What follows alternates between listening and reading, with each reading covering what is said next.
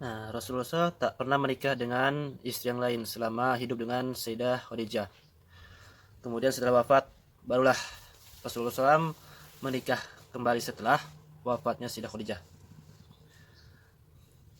Kemudian Rasulullah SAW pergi Taif. Di Taif ada bersuku dengan harapan orang Taif mau menerima dakwah Rasulullah SAW. Datang ke sana, ayolah masuk Islam, aku Nabi Muhammad SAW. Nah, jadi tidak tablik akbar sebelum itu. Tablik akbar itu datang belakangan, dakwah personal untuk personal, cerita, ngobrol, menawarkan tentang Islam. Tapi apa yang terjadi? Mereka melempar Nabi SAW, mengusir, dilempar dengan batu, dengan tulang onta, dengan kotoran, dengan duri. Akhirnya melelehlah darah. Pelipis Nabi bersembunyi Nabi di bukit. Inilah doa yang dia baca. Allahumma ya Allah, ilaika ashku du'afa'u wa quwwati. Kepada engkau saja aku mengadu kelemahanku, wa qillata ketidakberdayaan diriku. Sekarang ini aku betul-betul hina di hadapan manusia. Ya Arhamar Rahimin, Anta Rabbul Mustad'afin, engkau Rabb tempat mengadu, dekat meminta kepadamu semua orang lemah, dan engkau Rabbu ilaman takiluni, kemana lagi aku bersandar kalau bukan kepada engkau? Apakah tempat engkau yang kebelah untuk pergi? Kemudian apakah musuhku yang ditakuti? Kemudian di sana berdoa dosa di wal akhirah min antun zilabi qadaru.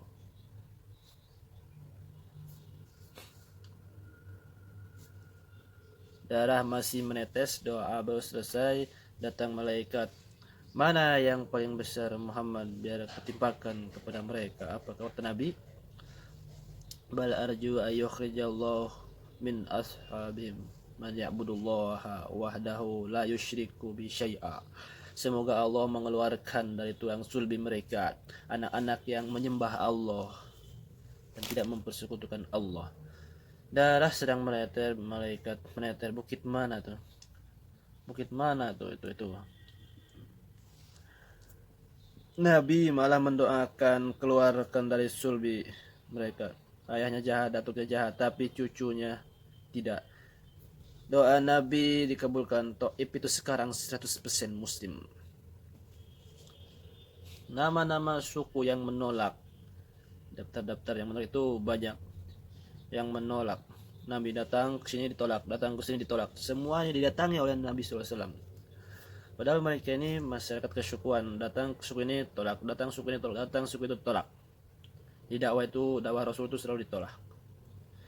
Setelah jatuh sejatuh-jatuhnya, meninggal paman, meninggal istri, jatuh hina, dinaikkan Allah subhanalladzi asra.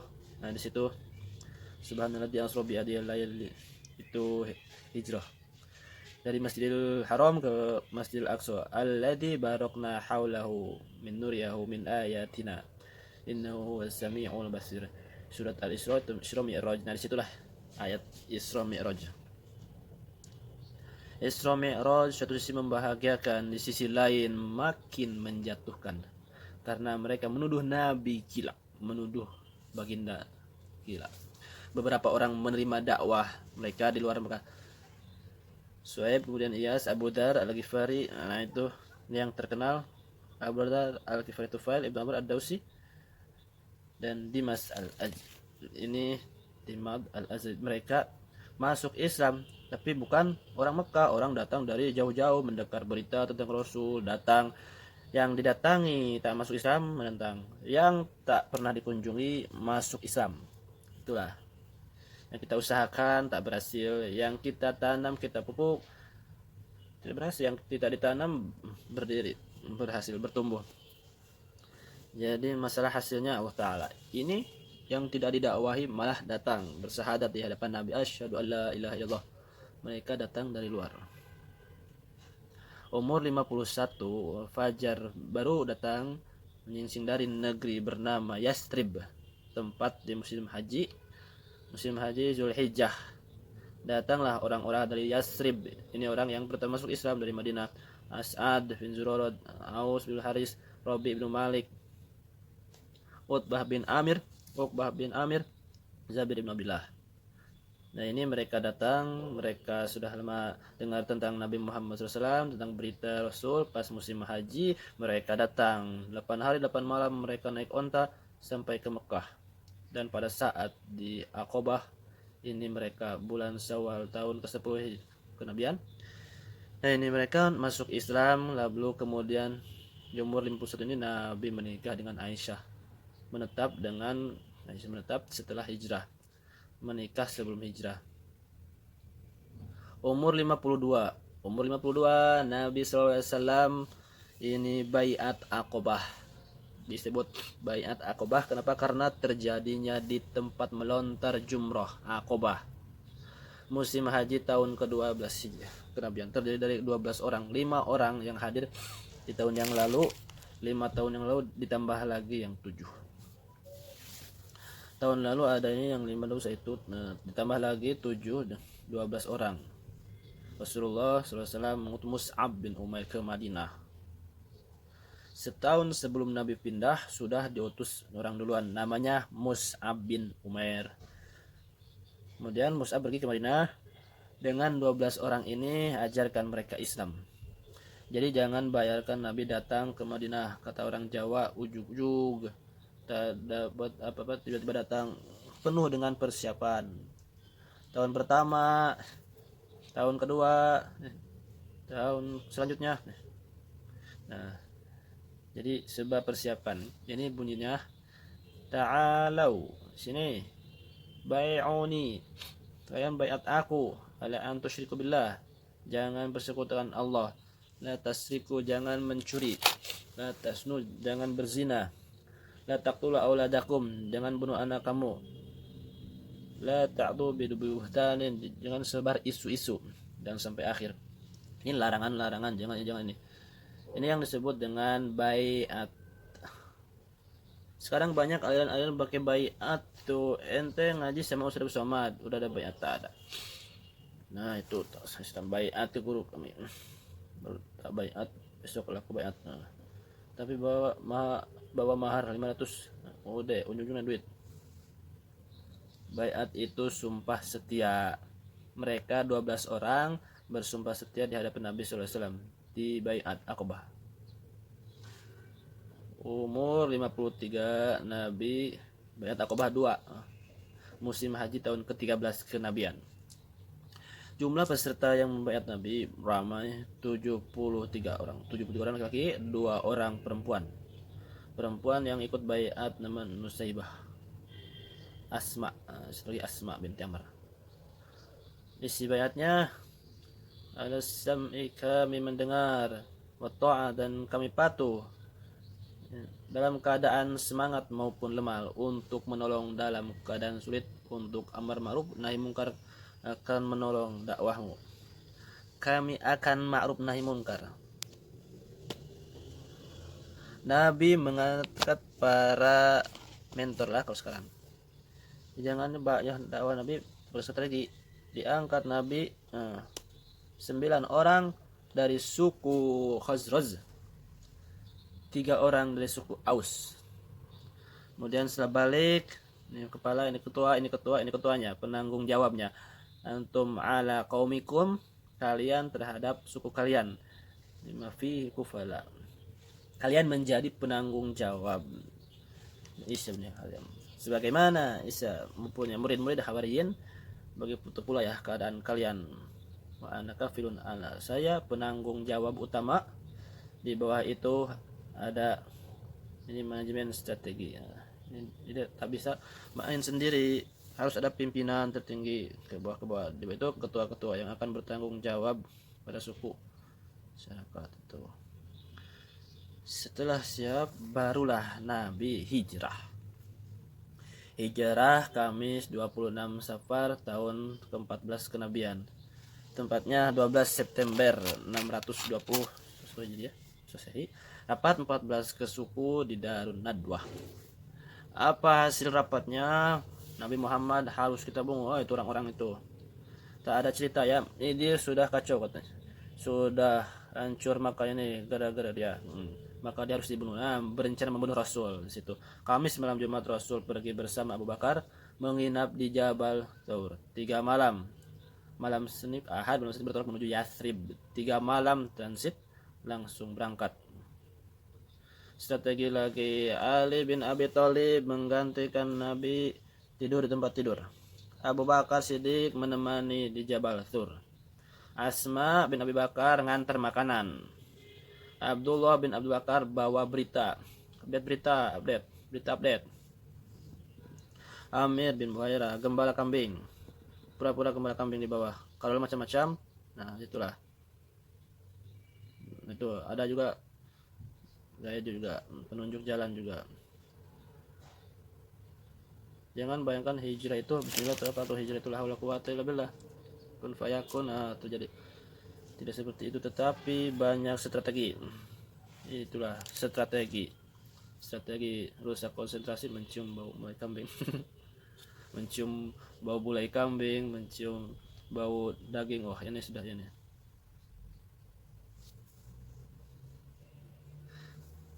Nah, itulah peperangan banyak ininya, strategi harus dipersiapkan, tidak bisa hanya 1-2 orang.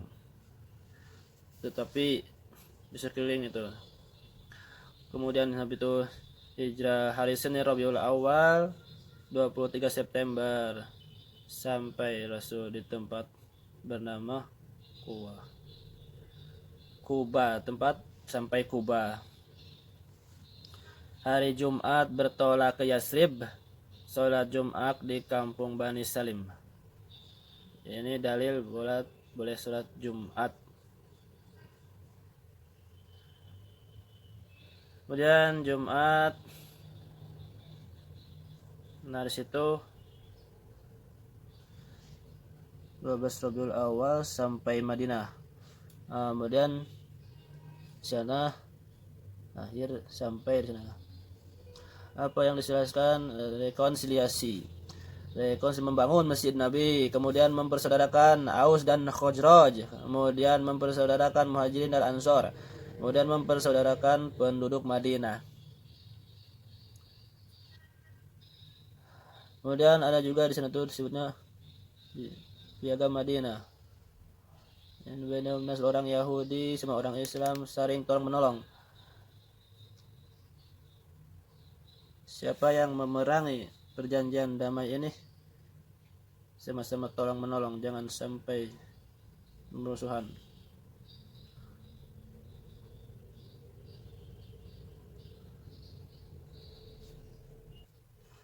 Di Mekah ada masalah, kemudian pindah ke Madinah. Nah, itu hijrah. Orang-orang kafir Quraisy Makkah tetap mereka datang ke turun ayat tuh itu 13 tahun selama di Mekah tidak ada perang, tidak boleh. Jadi Islam itu bukan perang, tidak ada perang. Nabi di Mekah itu tidak ada perang sampai turun izin perang. Udina diizinkan. Nah, di situ diperbolehkannya orang-orang yang dibunuh, didolimi. Uzina diberi izin. Mereka diberi izin karena dibunuh, karena didolim, dianiaya. Innallaha nasrihim laqadir. Allah kuasa menolong mereka. Muncul 4 pasal. 1. Kafir Quraisy Makkah adalah kafir harbi yang wajib diperangi karena mereka telah membunuh, mengusir dan mengganggu. Kemudian orang Yahudi berkhianat dijatuhi hukuman.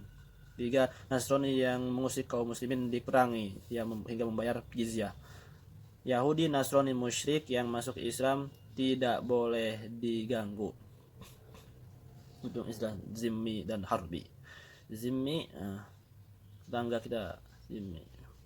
Harbi orang yang mau perang wajib dipancung, Pak. Yang menyerang harbi itu. Beberapa peperangan sejak diwajibkan perang, jihad dakwah dengan jihad berbeda gak?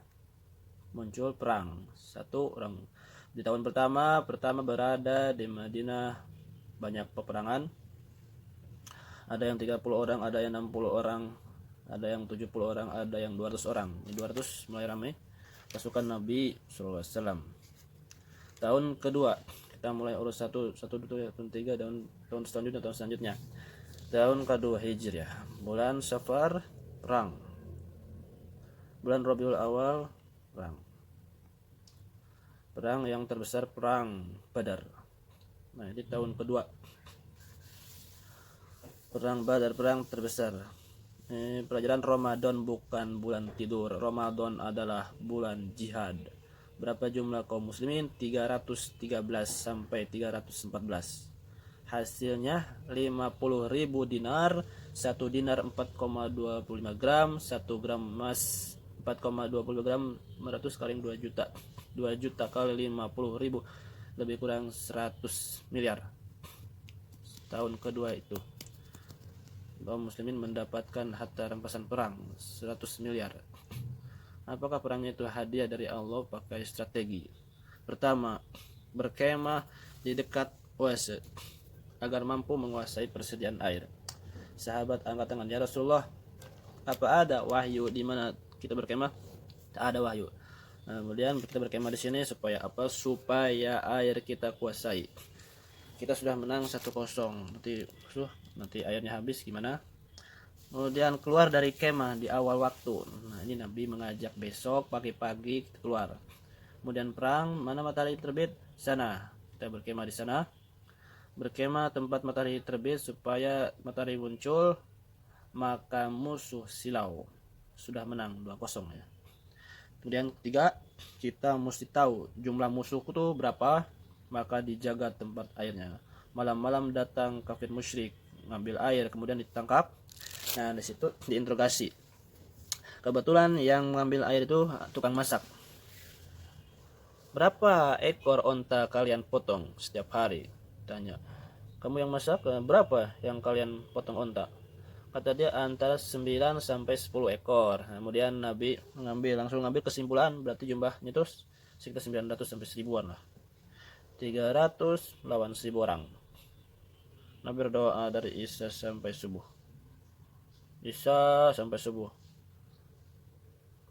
Dari Isya sampai subuh 17 Ramadan jatuh sorban burdanya. Datang Sayyidina Abu Bakar menaikkan ke pundaknya. Berhenti Rasulullah, tidurlah, besok kita perang, kata Nabi. Sampai sholat subuh. Fisik luar biasa, menunjukkan Rasul fisik luar biasa. Berapa Rasul? Umur 55 tahun. Hari ini umat Nabi Muhammad 55 serang ke rumah sakit, baru mendapat surat keterangan dokter, biasanya sakit kalau usia 60. Pertolongan Allah, pasukan malaikat turun hujan menguatkan kaki mereka. Abu Jahal mati, mampus juga Abu Jahal. Nah, itu barulah di situ. Nah, kemudian bulan Syawal tahun kedua, Bani Qainuqa berkhianat. Nih, Yahudi pertama yang pengkhianati Bani Qainuqa, pengkhianat Mesir. Pengusiran Bani Qainuqa dipimpin Hamzah sin Allah Abdul Muttalib. Tahun ketiga, nah inilah perang Uhud. Perang Uhud ini kaum muslimin kalah perang Uhud. Tahun 2 menang, tahun ketiga jatuh, hidup pasang surut lah. Jabal dekat Jabal Rumat. Jabal Rumat pasukan pemanah. 5 ya. Bukit yang besar-besar Jabal Uhud. Ahad 1. Ahad. Kemudian kubur 1 Uhud. Dekat di Jabal Rumat yang kecil itu nampak bukit besar, itulah Bukit Uhud. Kadang penunjuk itu salah bapak ini. Berzada di Jabal Uhud, bukan Jabal Uhud, itu Jabal Ruman. Itu pasukan kaum muslimin, itu pasukan kaum musyrik berhadapan-hadapan. Itu air. Wah, di lembah tempat air, banyak air. Kata Nabi, pasukan pemanah kalian di atas 70 pemanah. Kalian memanah dari atas ke bawah. Nah, itu yang kemarin tuh memanah ke bawah. Tidak, itu nanti jatuh kepada orang kafir. Supaya jatuhnya jatuh balik. Apapun yang terjadi, kalian jangan turun. Kalau di bawah menang, kalian jangan turun. Kalau aku kalah, kalian jangan turun. Apa gunanya? Ketika pasukan Nabi dibawa menang, pasukan pemanah turun berebut harta rampasan perang. Ketika pasukan pemanah turun, pasukan musyrik berputar dari belakang bukit memerangi pasukan Islam. Meninggal ini sudah meninggal Hamzah bin Abdul Muthalib. Jadi kalau orang pergi umroh tuh paham kisah itu, menangis di atas bukit. Sekarang ada yang menangis. Nah, tak paham ceritanya, jadi harus paham dulu ceritanya sirah Nabawi sebelum umroh tuh. Ada yang naik, ada yang turun. Suarun hakiki ya. Mau ke Ghazwah Uhudnya. Gambaran hakikat kebenaran tentang perang Uhud tahun kedua. Meninggal Hamzah bin Abdul Muthalib. Meninggal Hamzah dalam peperangan ini setelah kafir musyrik pulang. Nabi mencari jenazah Hamzah, karena Hamzah lah sinar pertama Islam bangkit. Dia cari makam paman jenazah, dia tengok telinganya digunting hidup, kemudian terus mereka jadikan buah rantai liontin. Jubahnya dirobek, ditengok jantungnya sudah hilang, dikunyah oleh Hindun dendam kesumat. Nanti kalau Hamzah mati akan kukunyah. Menangis Nabi, meleleh air mata Nabi, maka dimakamkan di pemakaman Sayyidus Syuhada Hamzah bin Abdul Muthalib. Sini Hamzah meninggal di sana. Tahun ketiga meninggal. Tahun keempat Nabi mengirim dai. Nah, dikirim dai ke desa ketinggal. Dikirim dai, jatuh duka. Tahun 3 perang Uhud kalah. Tahun 4 dai dikirim, meninggal dai yang dikirim tuh untuk dibunuh. Itu nah Nabi itu berkunut 1 bulan kunut. Kunut nazilah 1 bulan kunut subuh sudah ada dari awal. Kata Imam Asy-Syafi'i dalam kitabnya dari awal kunut subuh sudah ada. Tapi ketika muncul musibah ini, Nabi menambahkan laknat dalam kunutnya. Allahumma amri awan wa usayya, laknat ya Allah, laknat mereka ya Allah, matikan mereka ya Allah. Dalil boleh melaknat dalam doa kunut. Yahudi Bani Nadir berkhianat, surat 2. Tapi tak serentak. Nah, mengkhianat datang pertama Bani Qainuqa. Tahun keempat Bani Nadir berkhianat. Bani Nadir ya. Qainuqa sudah, Bani Nadir sudah. 2 lagi Yahudi, Bani Quraidah dan Bani kampung Khaybar. Khaybar ya. Tahun kelima perang Khandaq. Khandaq artinya parit. Kenapa parit? Salman punya ide, ya Rasulullah, kami kalau di Persia perang tuh perang parit, dibuat parit, lebarnya kuda tak bisa melompat lebarnya. Itu dalil ada pendapat orang Nabi tidak otoriter, Nabi tak diktator, pendapat orang diterima supaya kuda itu tak melompat. Sebut juga perang Ahzab, partai-partai, karena 4 partai bersatu. Partai Yahudi, partai kafir Quraisy, partai munafik Abdullah bin Ubaid bin Salul, partai musyrik Madinah. 4 partai itu bergabung, aliansi partai-partai. Nah, seperti sekarang beraliansi, jangan terkejut. Nah, itu terkejut cerita lama, jangan terkejut, itu partai-partai beraliansi, koalisi. Bani Qainuqa, Bani Quraidah berkhianat. Banyak bani-bani yang khianat. Kemudian tahun ke-6 nampak berita baru. Malam itu Nabi mimpi. Dia dalam mimpi itu nampaknya bersama sahabat masuk ke Masjidil Haram ramai-ramai, mencukur rambutnya. Pagi itu dia cerita, ya ashabi, para sahabat, tadi malam aku bermimpi kita rasanya masuk ke Masjidil Haram. Apa kata sahabat? Itu bertanda kita harus ke sana ya Rasulullah. Ayo kita ke Mekah. Nah itu sahabat Nabi dan sahabat kita. Sahabat kita pada malam aku bermimpi seolah-olah kita menaklukkan orang kafir. Mimpi itu bawa tidur. Kita harus ke Mekah. Nah, maka Nabi pun pergi menuju Mekah. Berapa sahabat? Di bawah 1.500 sahabat. Tapi gagal masuk Mekah. Kenapa? Karena kafir Quraisy tak memberi izin, maka muncullah di sana yang disebut perjanjian Hudaybiyah. Perjanjian Hudaybiyah. Muhammad, kamu belum bisa masuk, kamu belum bisa berpuasa. Ya, ada perjanjian sana. Hudaybiyah nama tempat. Dari situ balik mulai berkirim surat. Ini salah satu surat nabinya. Dari surat dari Nabi. Bismillahirrahmanirrahim. Bismillahirrahmanirrahim. Min Muhammad Rasulullah. Min Muhammad Abdullah Rasulullah. Min Muhammad bin Abdullah bin Rasulullah bin Muhammad bin Rasulullah. Ila ke Heraklius Azim Rum, penguasa Romawi. Salamun ala manittaba al-huda.